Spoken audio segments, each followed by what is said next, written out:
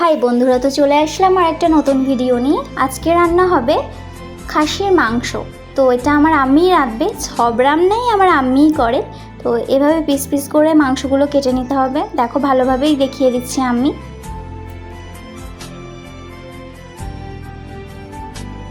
তারপরে সবজিগুলো কেটে নিচ্ছে, আলু, পেঁয়াজ, শুকনো ঝাল, টমেটো, এগুলো তো থাকবেই।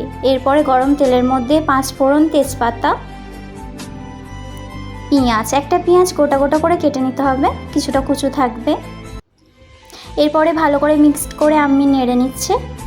এইভাবে লাল লাল হয়ে গেলে এর মধ্যে গোটা গোটা আলু দিয়ে দিতে হবে। যেহেতু খাসির মাংস রান্না হবে তাই গোটাই আলু দিতে হবে। ভালো করে নেড়ে নিতে হবে।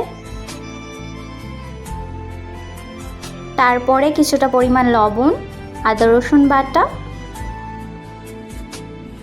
দিয়ে এভাবে নেড়ে নিয়ে তারপরে আদা পেস্ট, হলুদ গুঁড়ো কিছুটা পরিমাণ ভালো করে নেড়ে নিতে হবে। এরপরে ঝালের গুঁড়ো, মশলা, ধনের গুঁড়ো দিয়ে ভালো করে মিক্সড করে নেড়ে নিতে হবে। এরপরে মাটনটা ঢেলে দিতে হবে, দিয়ে ভালো করে নেড়ে নিতে হবে যাতে ওটা মিক্সড হয়ে যায়। এরপরে কাঁচা লঙ্কাটা কিন্তু গোটাই দিতে হবে, মাঝখান থেকে একটু চিড়ে নিতে হবে।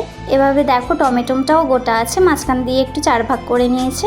এরপরে কিছুটা পরিমাণ জল, 2টো রসুন, মাটনের সাথে 2টো রসুন দিল, কারণ রসুন গোটা খাওয়াও ভালো। দেখো কষা কষা, ওর ওপরে হালকা একটু তেল দিয়ে দিল আম্মি। এরপরে প্রেশার কুকারে দিয়ে দিল, কারণ একটু সেদ্ধ হয়ে যাবে। তারপরে কিছুটা পরিমাণ জল, দেখো কেমন ফুটছে। এরপরে তুলে নিল। দেখতেই পাচ্ছ গাইস, কালারটা কেমন এসছে, অসাধারণ, জাস্ট ওয়াও। আর এত টেস্ট হয়েছে কি বলবো, তোমরাও